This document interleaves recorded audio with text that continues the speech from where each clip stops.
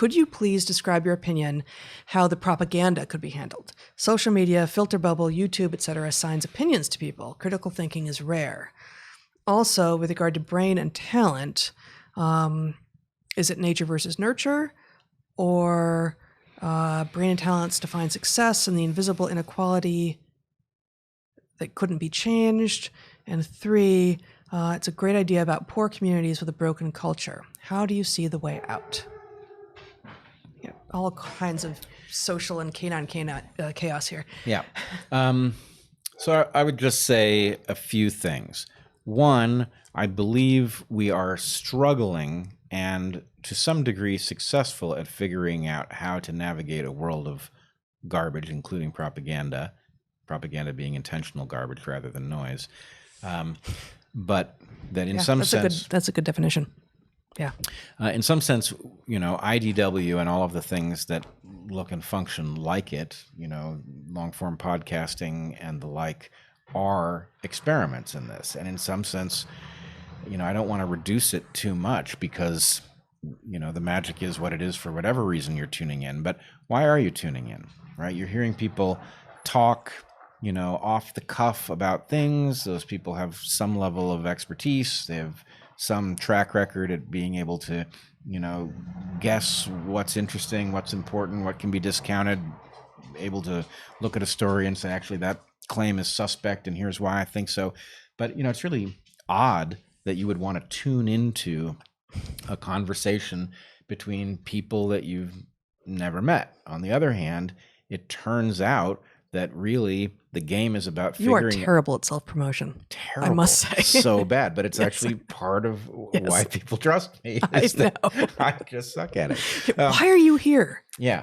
Well, why are you here? But here's the thing. If the question really was, look, all there was is conversations between people, and your ability to figure out what's true is a question of how good is your discernment at which conversations tend to be at least more informative than they are misleading. Maybe most conversations are more misleading than informative. So there's some small subset of conversations that are more informative than misleading. And then the question is, well, which one's a good return on your investment of time and thought energy, right? And so, there's some pinnacle of that.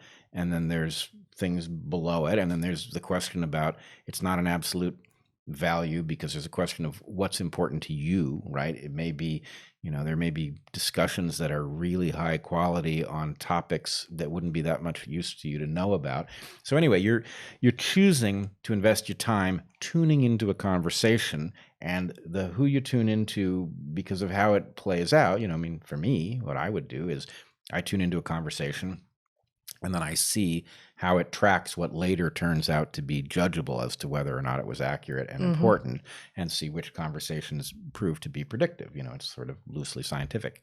So what's the solution to propaganda is a system in which those conversations that tend to be insightful about important things over time, the conversations that prove out, are the ones that more people tune into. And then what does that develop into? It's collective sense making, right? And this is part of why the Joe Rogan, Sam Harris universe of podcasts is the important and a controversial force that it is that in some sense it has demonstrated that even though it makes mistakes just like everybody else, over time, it turns out that people who tune into those discussions have ended up enlightened relative to those who have tuned into the mainstream stuff, which is really low quality. And anyway, so something like that would be the answer. Good. That was the next part, but I think you... Yeah. Yeah, one more thing on the brain talent, nature versus nurture thing.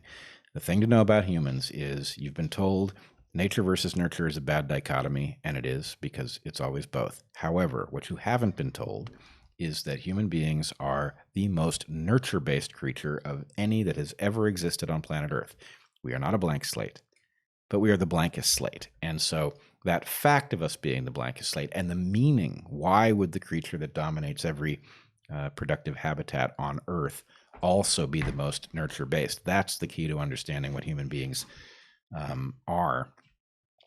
And so in any case, it's not nature versus nurture, but these talents are housed in a brain that is largely or I don't want to say largely unwired, but more unwired at birth than any other. And therefore, the chance for us to democratize tools and for us to increase our capacity to think is the greatest of any creature, because we have the blankest canvas on which to paint.